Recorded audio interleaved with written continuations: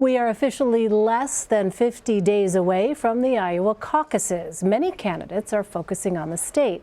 That includes Senator Elizabeth Warren. She was there today, but she might be seeing less time on the trail due to an impeachment trial. Here's what she told a crowd in Iowa about the process earlier.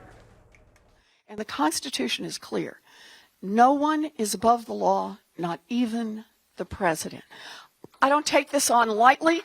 But this is our responsibility, and we've got to do it. We've got to consider the evidence that's there. For more, let's bring in CBS News 2020 campaign reporter Musadiq Bidar. He's in Des Moines, Iowa. Musadiq, thanks so much for being with us. Senator Elizabeth Warren also attacked Michael Bloomberg while she was stumping in the state. Bloomberg's team has said he does not plan to compete in Iowa. So are voters even talking about him there?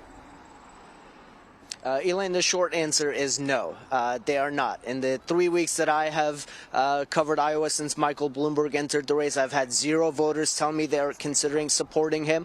Now, as you mentioned, his team did indicate that he doesn't plan to compete in Iowa or other early primary states. That is something that initially irked voters and party leaders here in Iowa. At the time, Iowa Democratic Party Chair Troy Price said he was disappointed that Mayor Bloomberg was deciding to not come here. And he said he hopes that caucus goers get a chance to ask him the tough questions that they have been asking other candidates. At this point, it doesn't seem like that will happen. But the attacks from Senator Elizabeth Warren have been there since the beginning.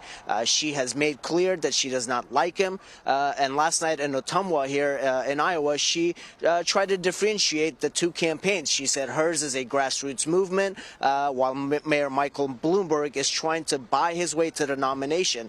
She said that he's just, quote, skipping the democracy part of this. And that is something that she'll continue to hammer on.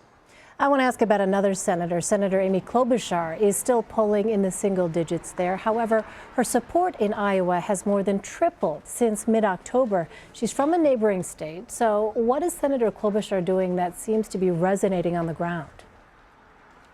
Well, her strategy has been simple. It's go everywhere. By our count, she has done nearly 140 events here in the state and has spent nearly 50 days. That is by far more than any other candidate who will be on the debate stage this week. And she has vowed to visit all 99 counties. Starting Friday after the debate, she's going to come back to the state and start her third bus tour where she says she will visit 27 counties in just 4 days. That is a lot of ground to cover. For comparison's sake, Vice President Biden just finished his No Malarkey bus tour where he did 18 counties in 8 days. So Senator Klobuchar is covering nearly twice as much ground in half the time. Her campaign says 26 of the 27 counties she plans to visit on this upcoming bus tour will be new counties that she's going to attend events at, and by the end of that she will be close to completing her goal of visiting all 99 counties, and it seems to be paying off for her. A big part of campaigning in Iowa is the retail politics, visiting coffee shops, holding roundtables, and Senator Klobuchar also seems to be going to those rural towns. While candidates can draw big crowds in Iowa, in Des Moines and Cedar Rapids and Davenport, there are still delegates to be awarded in those small rural towns, and she is someone whose name I continue to hear more and more, and caucus goers are certainly taking a hard look at Senator Amy Klobuchar. Interesting. Well, a Democratic debate in Iowa next month was recently announced. It will take place less than 3 weeks before the caucuses. Is that enough time for candidates to change any minds before voting begins?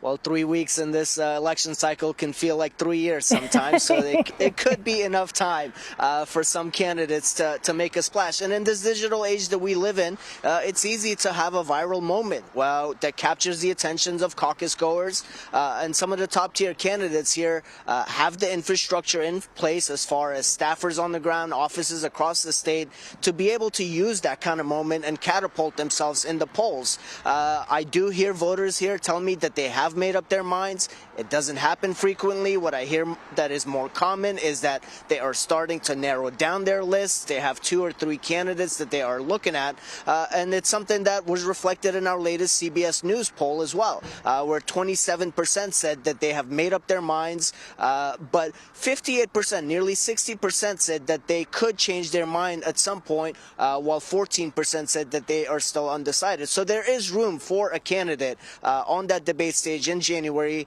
to have a big moment, capture attention, and catapult themselves as they go into caucus day. Well, you're right, Musadiq. 3 weeks really can feel like 3 years in this election cycle. Musadiq Bidar, thank you so much, Musadiq. Thank you, Elaine.